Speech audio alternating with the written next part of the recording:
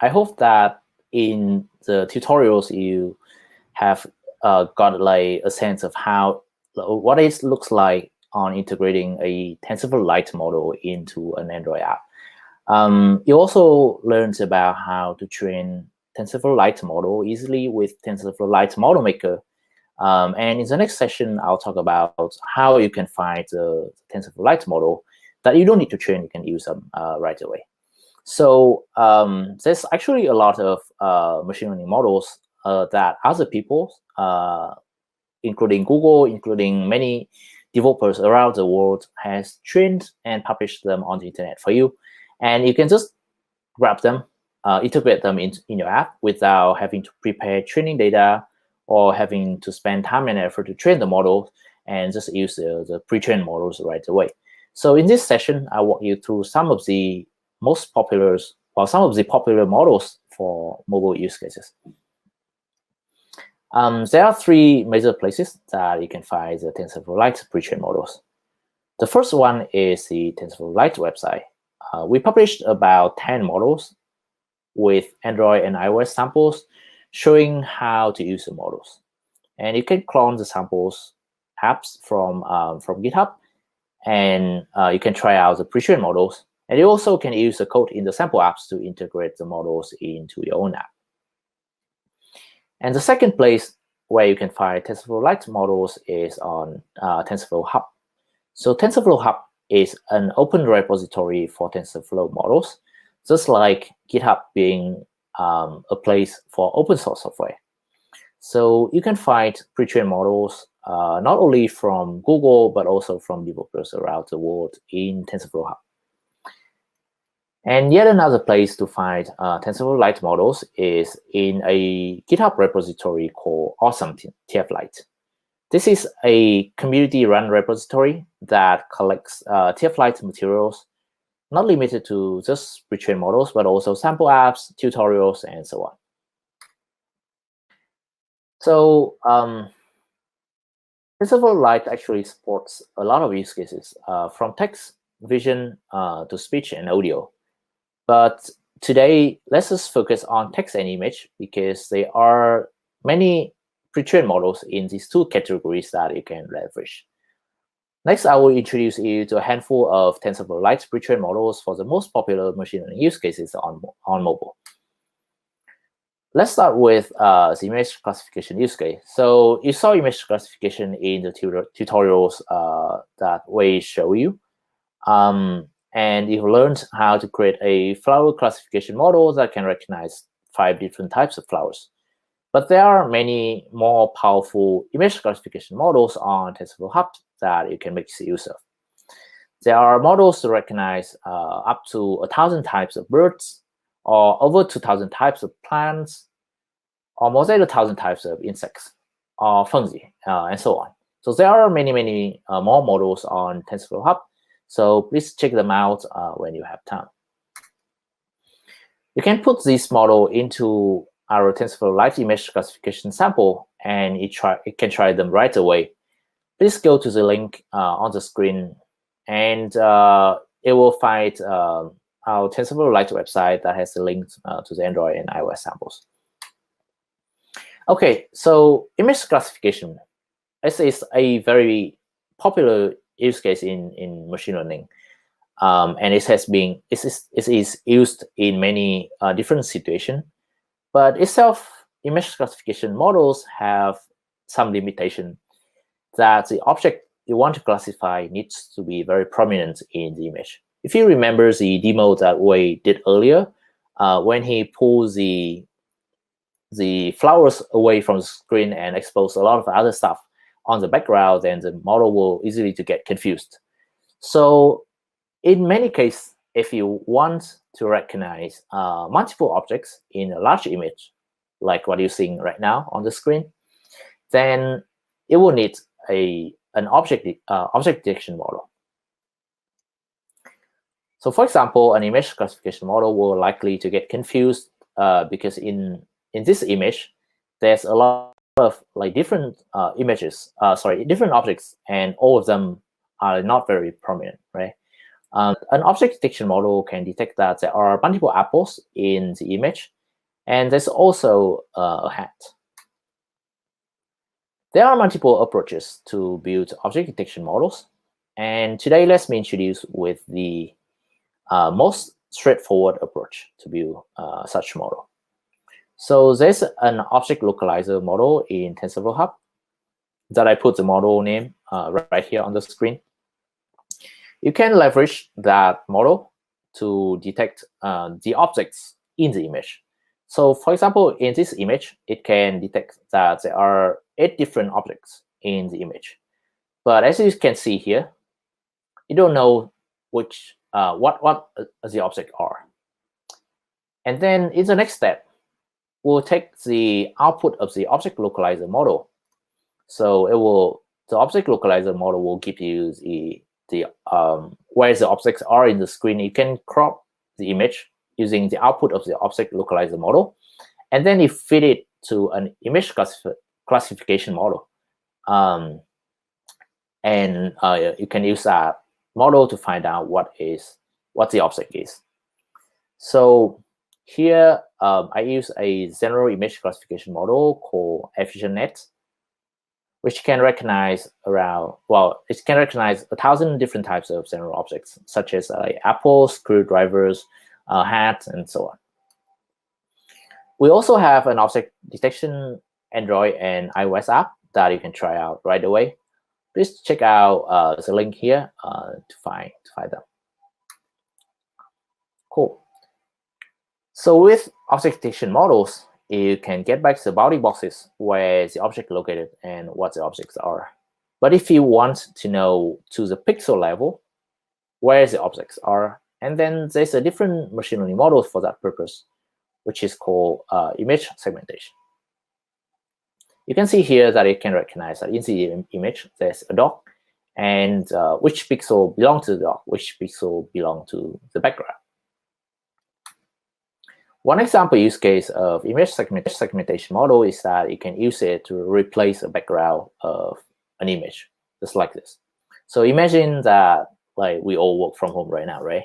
Maybe in some country, you don't have to work from home. They just open up already. But say you're working from home and you take a video conference call from your college, and you don't want to show the things in your room on the video conference. So you can use this model to build an app that recognize which are the pixels in the camera feed that belongs to the person and which belong to the background. And you can just easily replace the background with some nice photo so that your rooms won't show up on the video conference call. This TensorFlow Lite image segmentation model is really fast. It can run almost in real time, and you can use them definitely on a camera feed. Cool. We also have a Android and iOS sample apps for image segmentation on our website. Feel free to check them out and try it. Okay. So the last computer vision models that I would like to introduce to use today is style transfer. We have a style transfer pre-trained model on TF Lite website that allows you to take any artwork like this and apply it and extract the styles of the artwork and apply it to any photo or any image to make the image look like the artwork, like you can see on this in this example.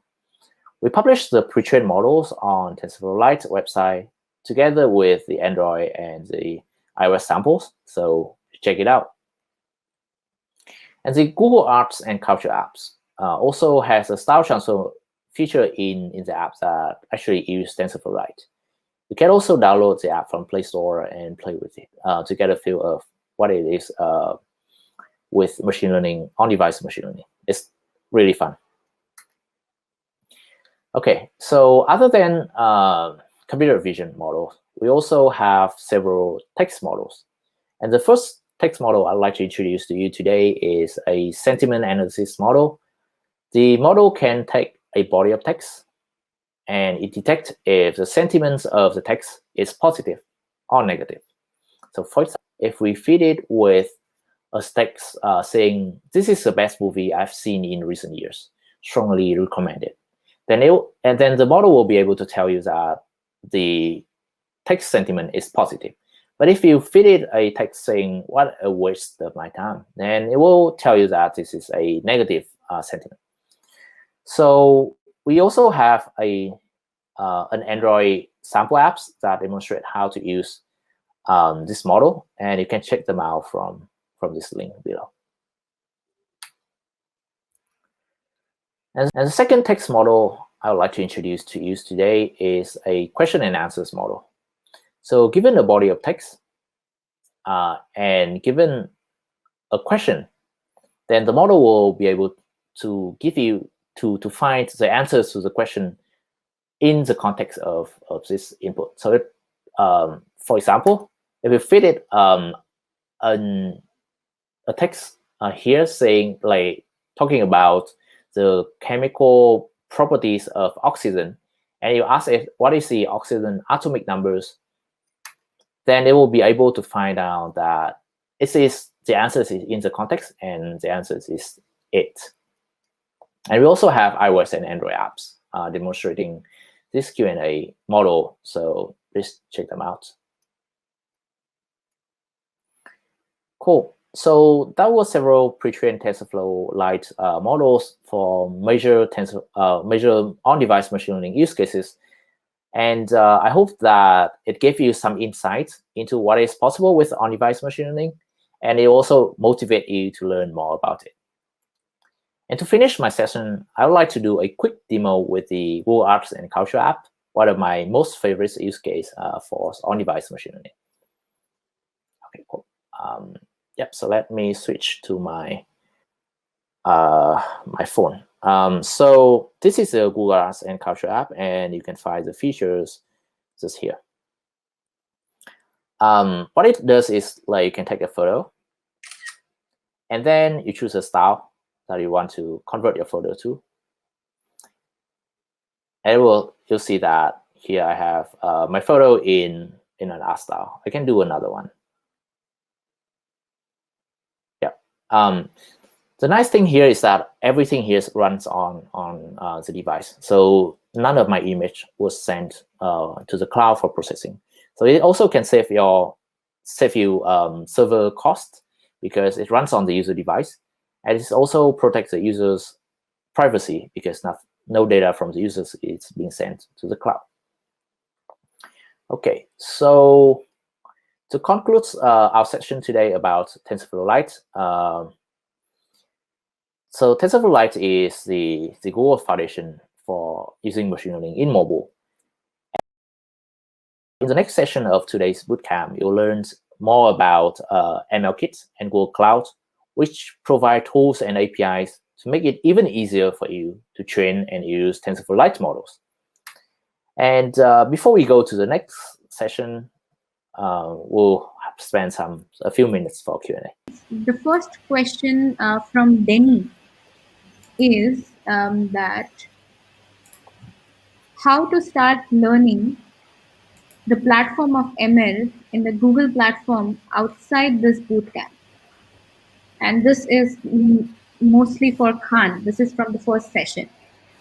Yeah, so we have a TensorFlow courses, multiple TensorFlow courses on Coursera that is really high quality. I recommend it to you to take it. We'll put the links on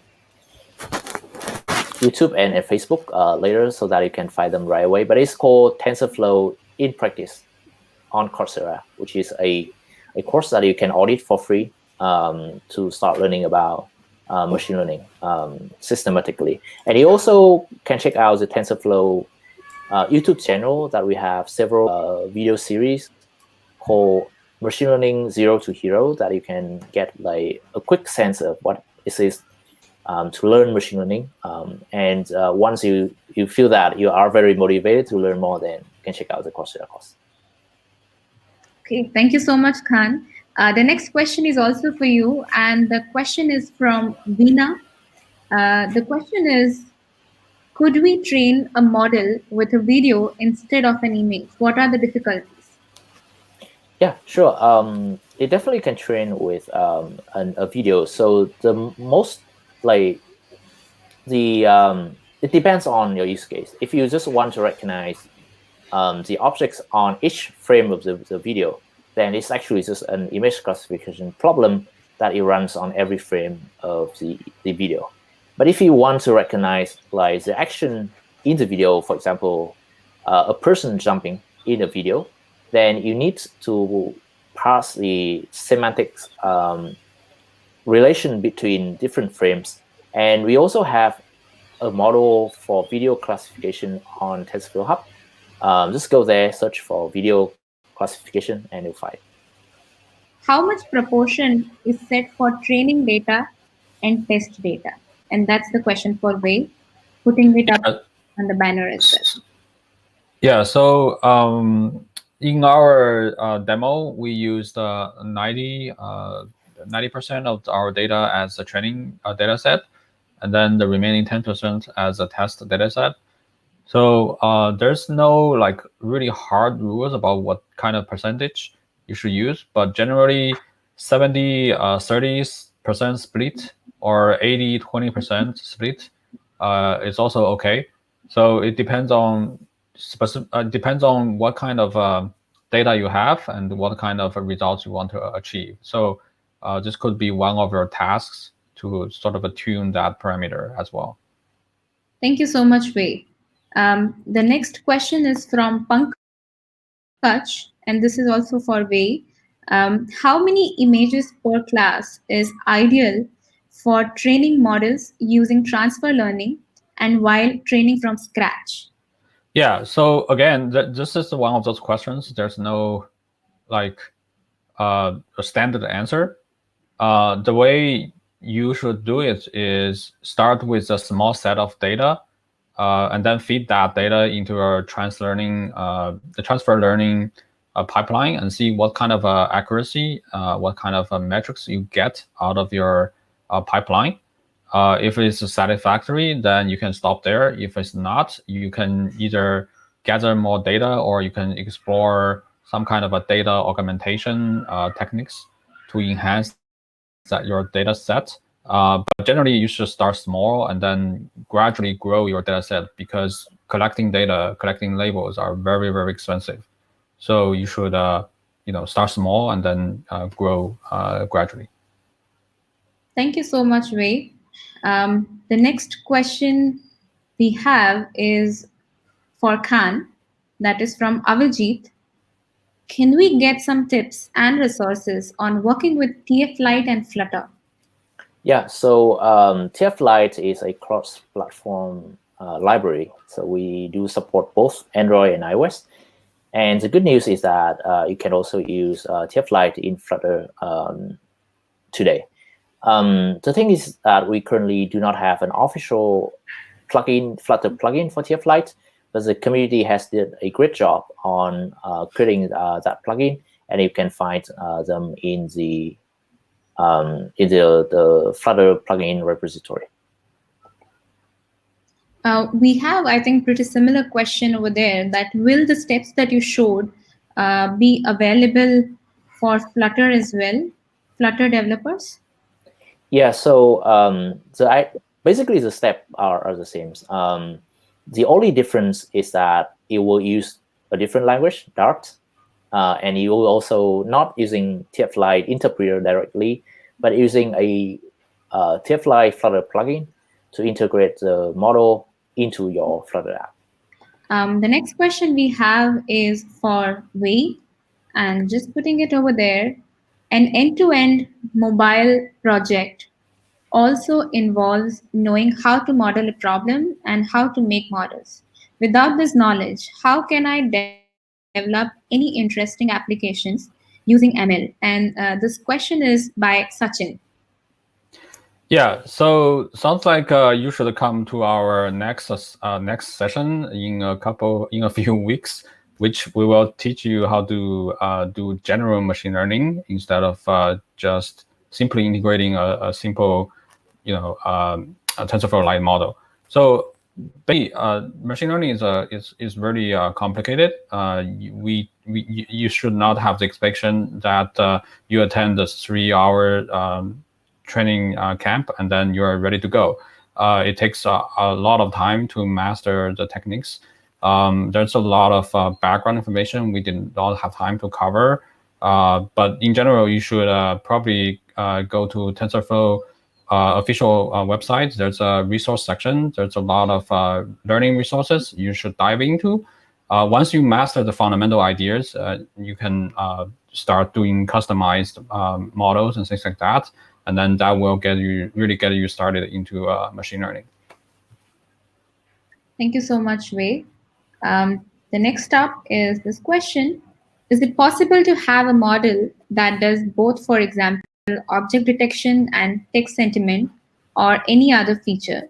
If not, how would one do both or more in a mobile app? Whoever wants to go for that. Yeah, I can take this. So basically, one machine learning model can only do one task. But there's nothing to stop you from adding as many machine learning model as you want into your mobile apps. So if you want to do both text sentiment classification and object detection in your mobile apps, you just need to add 2 models in your app. Makes sense. Thank you so much. Next question we have from Changi, and just putting it there, I think this is as well for Khanh. Apart from the models available on the TF Lite hub, I have a model ready and trained in Keras. Is it straightforward to convert it into TF Lite format and deploy? Yeah, actually that is very straightforward, and we do have another code lab that you can go onto codelabs.google.com and find train a handwritten digit classifier code lab, and it'll show you how to do exactly the things that you ask. And also we'll cover that in the part 2 of the bootcamp that will be coming in a few weeks. Are there obstacles to classifying data in the form of images using TensorFlow? For example, it takes a long time for the training process. I'm not exactly sure what this question is asking. Yes, I mean sometimes it takes a long time and takes a lot of resources to train a model. But if you have like a reasonably strong GPU and then your data sets is not like really like more than 1 terabyte, it should work. I hope that answers the question. If not, maybe you can ask in the comments section again. Thank you so much, Wei. One more question here, and that goes here. What architecture do you use for the model? Can TensorFlow Lite implement all kinds of architecture of ML or deep learning? So in my demo, we used the MobileNet V2. That's the default option in Model Maker. You can use EfficientNet, and you can switch the model as well. If that doesn't satisfy your needs, you can build a customized model and then use a TensorFlow Lite converter to convert it. There is not just one word of caution, which is not all the TensorFlow operations are supported by TensorFlow Lite. So sometimes the conversion will fail, but there are workarounds around that. In general, TensorFlow Lite is built with the flexibility and robustness in mind. So you should expect a large number of models that can be used in TensorFlow Lite. Thank you so much, Wei. We'll take one last question before we move next, and that's this one from Yusuf. Can I use a model from TF Huff for commercial use? I can take this. So it depends on the license on the model. So I recommend you to check the license of the model that you want to use. I think many of them are licensed under something that you can use in commercial use case.